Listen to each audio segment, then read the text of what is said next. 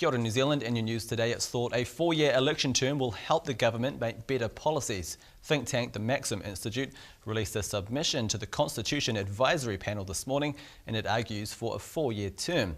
Researcher Kieran Madden says under a 3-year term we're getting rushed, short-sighted policy. He says 4 years would mean an extra year of good policy development. And some major changes are in store for the Whanau Ora system, with 3 non-governmental organisations to take over the commissioning of contracts.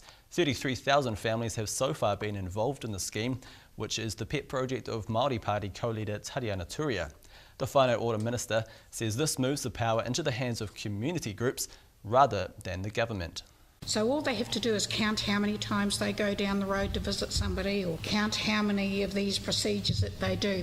Whanau Ora, they have to be able to say what they're achieving, what is changing for these families.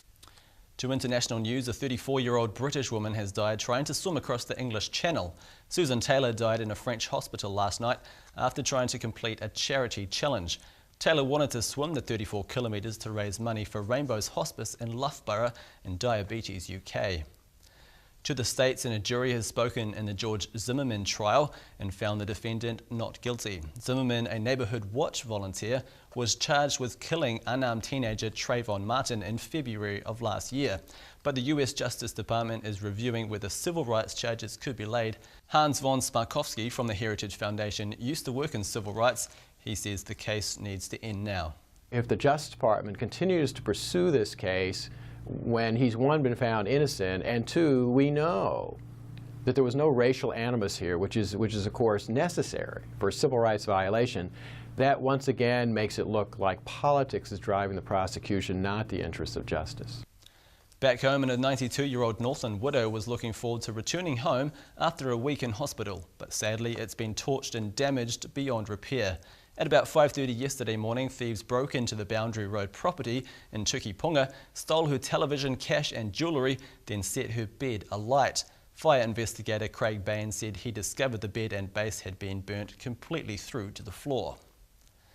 And he doesn't like congestion charges, tolls on existing roads or a regional fuel tax. Transport Minister Jerry Brownlee is hoping to find another way of funding Auckland's $400 million a year transport funding shortfall. He hasn't come up with a solution just yet, but says the government's not been idle. So we've got a body of work going on about what might be some solutions that apply nationwide. And you've got to remember that the vast bulk of the National Land Transport Fund does come out of the bigger population centres. To sports, and a tug-of-war looms for Benji Marshall's services, with the former Kiwis captain set to switch codes and play Rugby Union. The West Tigers have confirmed Marshall's asked for a release on his contract, which has 2 more years left to run. Marshall and his agent have had talks with Blues coach Sir John Kirwan and the Sydney-based Waratahs. And finally tonight, New Zealand's interests are being represented as international discussions on a new protected marine area in Antarctica continue. Discussions have been underway at a conference in Germany yesterday and today as the United States and New Zealand try to progress a joint proposal to establish a protected marine area in the Ross Sea. The meeting's been held after efforts last year failed to get the support of other nations. And that was your news for Tuesday, the 16th of July. Ka kite anō.